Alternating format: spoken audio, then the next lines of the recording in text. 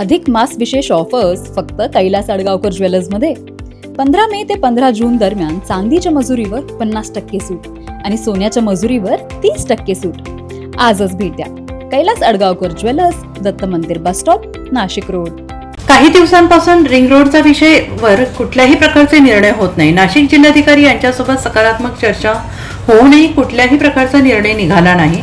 जिल्हाधिकारी कार्यालयात बैठक पार पडली होती. त्या बैठकीवर जिल्हाधिकारी आणि प्रशासनाला शेतकऱ्यांना न्याय देण्यासाठी ज्या ज्या ठिकाणी अडचणी आहेत त्या अनुषंगाने शेतकऱ्यांना न्याय मिळालेला नाही. 2 दिवसापूर्वी भुजबळ फार्म येथे आंदोलन करण्यात आले होते. आज रोजी भारतीय जनता पार्टीच्या कार्यालयावर आंदोलन करण्यात आले. लोकांचं पितळ हे उघडं पडलंच पाहिजे आणि माझ्या शेतकरी बांधवांना जमिनीचे दर हे चांगल्या पद्धतीने मिळाले पाहिजे. कारण आज जर इथे नाशिक तालुक्यामध्ये जर जमीन भूसंपादन झाली तर तो जो काही पैसा मिळणार आहे इथून 50 किलोमीटर गेल्यानंतर त्या जमिनीचं कुठेतरी रिइन्व्हेस्टमेंट शेतकरी बांधव करू शकणार आहे.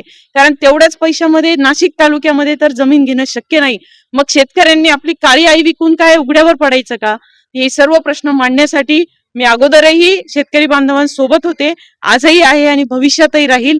आता ती भूमिका घेऊन माननीय गिरीश महाजन साहेबांशी चर्चा करणार आहे आणि तशीच चर्चा माननीय मुख्यमंत्री महोदयांशी करणार आहे. जोपर्यंत तुम्ही आम्हाला वेळ देणार नाही, आमचा एकही शेतकरी या ठिकाणाहून घरी जाणार नाही. आम्हाला इथं 4 दिवस थांबायला लागले तरी आम्ही सगळे लोक थांबणार आहोत.